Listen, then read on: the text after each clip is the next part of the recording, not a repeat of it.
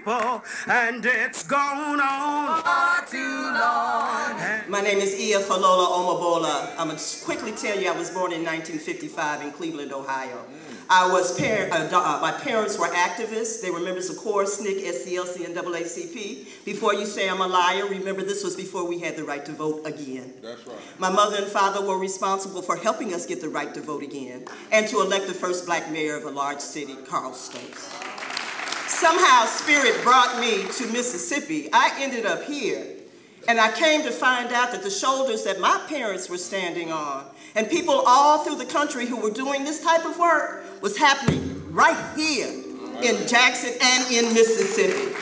And so I want to give honor to that. I also want you to know that this poorest state in the country where we are now living at one point was the richest state in the country.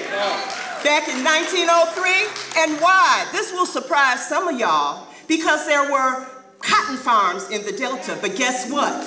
57% of those farmers were black. They owned those farms in 1903. But guess what? The country had its second big recession, so folks could not afford those farms, right? They had to move up to upper Mississippi, Chicago. Those who were left here became sharecroppers. So I find myself in Mississippi. I'm here attempting to do the work that I have been brought here to do. I got involved with some political directions and other things following my parents' footsteps. I found myself homeless. And I say this in a way because so many of us have a tendency to look at folk who live in shelters as being downtrodden, schizophrenic, having no ambition. They just ended up there, you know, and that's what they deserved. Or however you want to look at homeless people, I want you to know that homelessness is not a state of mind. It is not a disease. It is a result of this country in which we live. I lived in a homeless shelter for 9 months to the day with my daughter.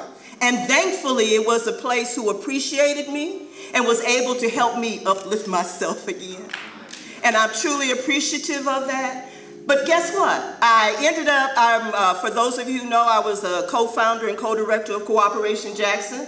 I recently had to resign there for states of differences. I'm ending up working at the homeless shelter that I once lived in. But guess what? I'm there as a case manager now, and one of my responsibilities is to deal with the folk who are homeless in this city. There are at least 10 folk who come through that door every day. We have no room for them. There is no room here, period. We have got to come to an understanding. When we talk about Poor People's Campaign, we're talking about everybody across the board. I have met some of the most phenomenal people living in homeless shelters, myself included.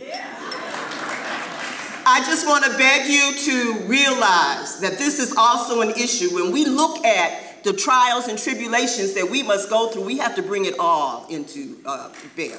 And they're telling me to stop, so I'm going to stop. But thank you, and